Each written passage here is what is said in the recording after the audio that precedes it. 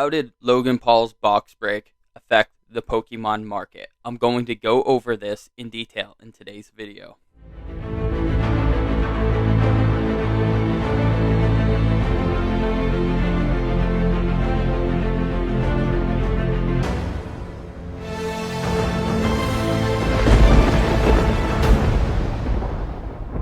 If this is your first time to the channel, I'm Cody from Zellig's Pokemart. Now, before we get started, do me a solid. Make sure you hit that like button, subscribe if you haven't already, and hit that notification bell. That way you're notified every time I upload new content. Now let's get right into this video. So if you were in the hobby before Logan Paul broke his first edition box open, you know that the world of Pokemon just hit an all-time high. The market was insane. So base set booster packs were averaging around $300 to $350 before Logan Paul entered the hobby.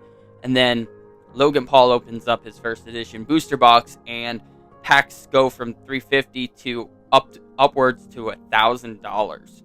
Yes, that's $1,000 for a base set booster pack, which is insane considering the cards, there's not even a single card inside those booster packs that are worth that. So Logan Paul, over the weekend, opened up his second booster box of the first edition base set. How did this affect the market? Well, it didn't do as much as people thought it would do. And I'm going to kind of go over this. I actually did a little bit of research before and after the box break and actual sold listings on eBay. And I looked at some of the more popular hitters that really took the most public attention. They took on the most attention after the box break, and those are the ones that I'm going to look at. So, Base Set Unlimited was one that really shot up after the first box break, and the Charizard cards shot up as well. So those are the two products that I'm going to be looking at. So I did take a look, and before the Logan Paul box break, the second one, your average price for a base set to base set 2 Charizard were usually around $200 to $400, depending on the condition. Now, I'm not talking about graded cards, but I did actually look at some graded sales as well. So, if the card was pack fresh, I would say it is fair to pay about $350 to $400 for a pack fresh Charizard. Now, just because you have a good condition Charizard doesn't mean it's worth that $400 price tag. There are plenty of pretty good condition Charizards out there on the market that you can still pick up for about $250 to $300 if you know where to look, or if you just know someone. But with that said, the movement on these it's kind of halted. What does this tell you? Well, the hobby looks like it's plateauing. It really is. There isn't really any more growth right now. Logan Paul pulled over $2 million of value if everything was graded as a PSA 10, according to what they said.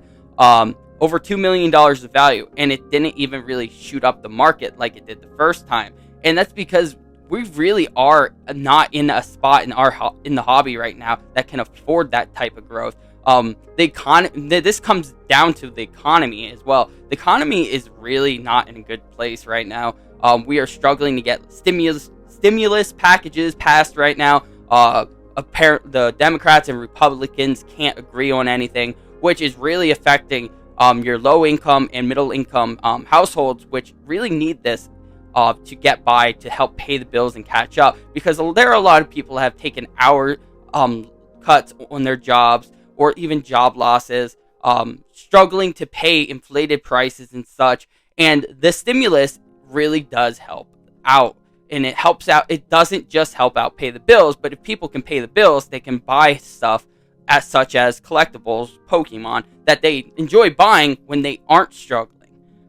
So another thing I did want to mention was I the only person that noticed that out of the 36 packs sold from Logan Paul's box break, there were very, very few Pokemon collectors that actually purchased this pack this time around? Am I the only one that took notice of that?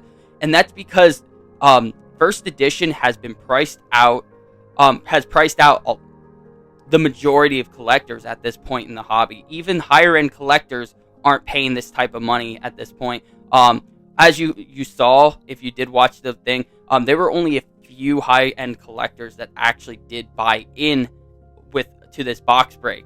The rest were all investors. You could even tell their Instagram tags or their company names were all like sports investing type of things. So Logan Paul brought all these investors to the hobby.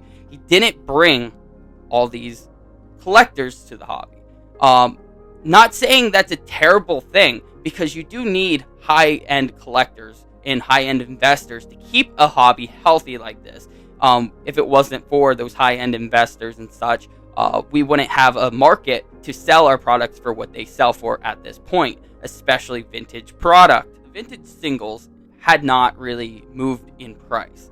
But what about sealed product? Well, I went into the sealed product sold listings as well, and I went through a bunch of early February listings all the way up until the box break. And then I compared listings after the box break that sold. And honestly, I was shocked to see that base set unlimited booster packs had not really moved in price at all. The average of these packs were going for about $500 to $600 on average unweighed booster packs, which unweighed, we don't really know if they are actually unweighed. They're being claimed as unweighed. And that's before the booster box break. After the break, though, they're still going for around that same price. I did see a couple, I think, sell maybe around the $650 mark, but that was like the highest. So they really didn't actually shoot up, and that also leads me to believe, like I said before, the hobby has hit a plateau. All right, so what happens is when the hobby does plateau, when the market plateaus, there's only one way to go right now, and that's going down, actually. So why does a market plateau? Well, there are several different answers. There's no wrong answer, in my opinion, because it really does vary on the collectible, the hobby, or whether you're talking about stocks or just collectibles investments, like I said. In our case, I feel like it's plateaued because the demand is actually dropped, and that's because people have been priced out of the hobby, and people have been priced out of it at a time where the economy has not been very great. It hasn't been very kind to us. We're going through a global pandemic, and like I said earlier, we're struggling. We're waiting on stimulus. There are a lot of people that were big into vintage and have really just like, it's not in the cards anymore for them, and it's unfortunate. This is just a part of how collectibles work. Vintage does eventually obtain this obsolete status where it is eventually going to be one of those things where it's for high end collectors, high end investors, and we really shot into that part of the market really quick after the first Logan Paul box break. Now, like I said, the second box break really didn't do too much to the market, and that's a good thing. But at the same time, it is because I feel like we are about maxed out in the hobby right now for the market. I'm not saying there will be no growth in the future, but everyone burns out eventually. Every hobby, every collectible burns out, and that's where a lot of people bring up the word the bubble. A bubble is when everything is exaggerated with the hype, pretty much. Pricing is exaggerated. The fear of losing out on an opportunity is what really influences the bubble to keep going up. And then what happens is so many people are stuck with these higher end investments and stuff, and everyone's been priced out, and they have nothing to do except for sell out no matter what price it is, and that is why a bubble typically pops. Now, Pokemon is a very healthy hobby, so do not let this scare you. I'm just giving you my honest opinion. I do see a downward trend that should be coming. Nothing can keep going up forever. That's the stock market's always been that way. Even some of the best stocks in the history of stocks have always been that way. They've go up, they'll plateau, they'll go down, they'll go back up. It's just how it works. Now, Pokemon, I'm sure a lot of these vintage products will go back up in the future. But right now, I feel like with how the market and how the economy is, we don't have much room for growth with the vintage market. Now, first edition's a little bit different, and I didn't talk about that right in this market analysis, because that's a different beast. First edition is going to always be a very high-end collector's item, high-end investor's item, and it's going to target a different range, a different class of people, which means it's not going to affect the economy the exact same way. A lot of people will always be priced out of first edition. I am sorry, that's just how it is. It doesn't matter if Logan Paul came in or not. It was going to get to that point eventually because the limited supply versus the demand. There's no possible way that I understand every collector wants to get their hands on first edition booster packs, booster boxes and such.